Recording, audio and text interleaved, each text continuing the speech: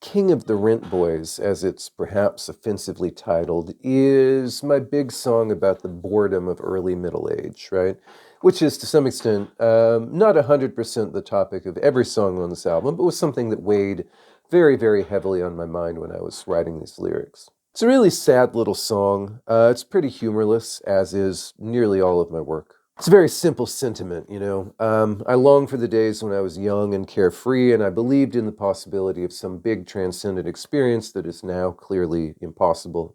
I say that idea a couple different ways, then there's a big solo section, then I say, the same idea over again, and then the song ends.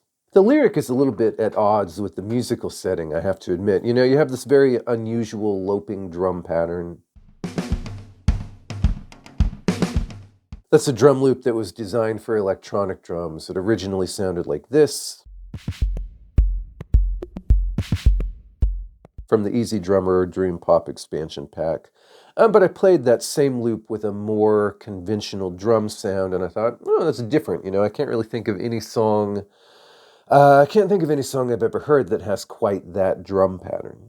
And then there are these two overlapping synth lines.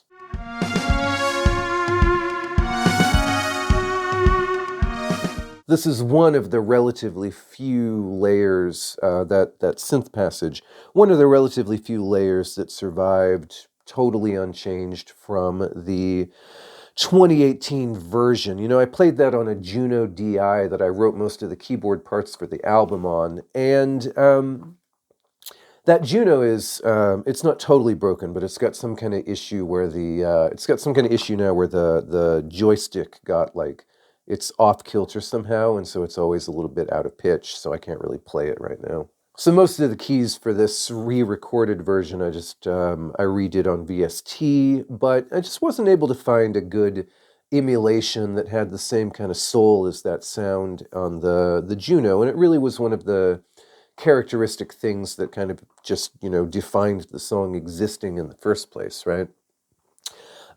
So yeah, I wasn't really able to reproduce that. I did a little bit of, manual editing to fix some of the timing, but it's essentially still the same track. The bass here is by Orrin Cummings, who appears also on several songs on Love Among the Ruins and on most of the kind of big album I'm still working on and have been for a while.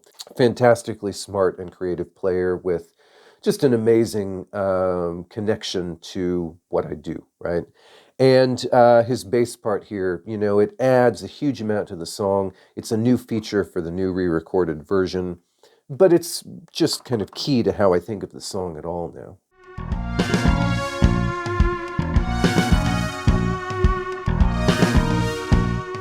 So you put those three things together, that weird drum part, the characteristic synth line, and Orrin's bass. And you have this sonic texture that, on the one hand, is kind of dreamy and surreal, and I don't want to say it's funky, but it moves in kind of like a little bit of a syncopated way, but then somehow at the same time, it's still very martial and rigid.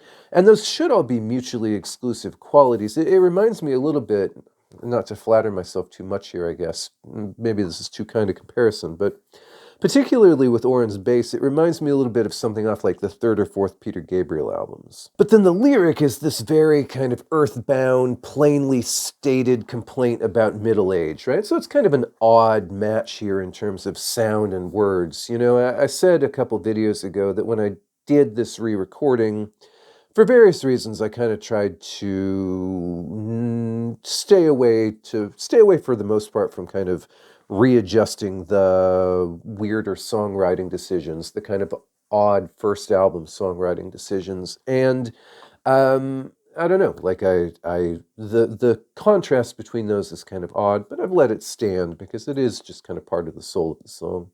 When I was first developing this song back in 2018, I did actually have a totally different lyric that was much wordier and more complex and, crammed with weird imagery.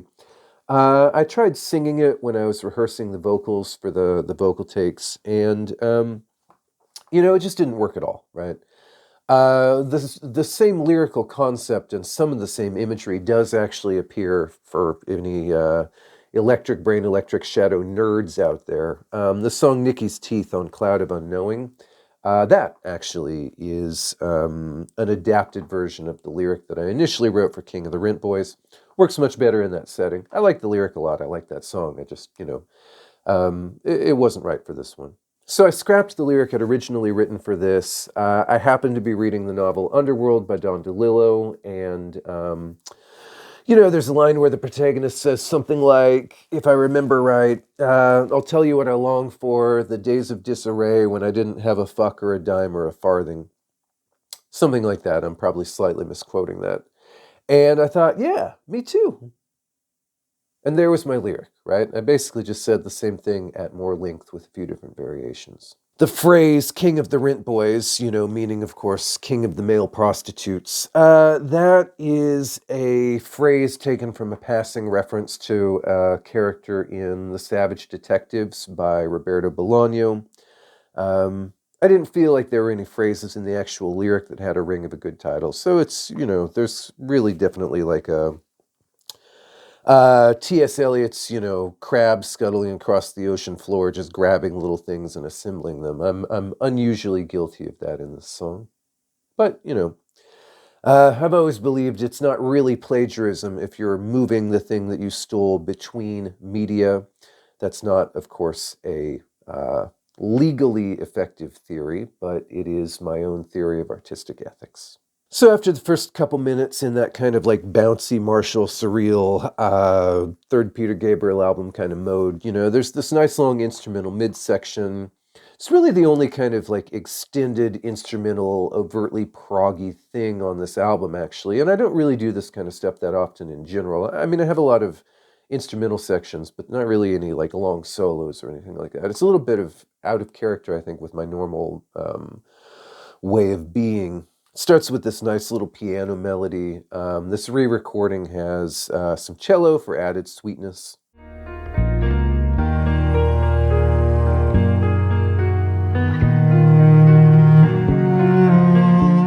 And then a build-up and a couple of big psychedelic guitar solos.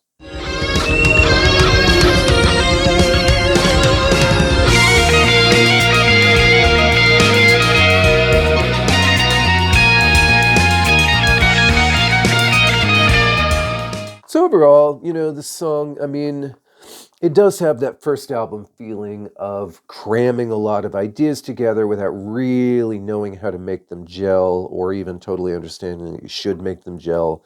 The lyric doesn't totally mesh with the mood of the sonics. You have this odd mix of kind of quasi-synth-pop and prog, those elements not really being integrated within the song. At the same time, though, all the individual elements are pretty charming. It does have a heart to it. There's a lot of my heart in this song. And, I think what I've done on this version, I guess, is tried to develop those ideas to the fullest extent that I could while allowing them to fundamentally still sort of be weird, questionable ideas. So it's a jumble, but it's a jumble of interesting stuff with a lot of my soul in it, I like it. We'll tell you what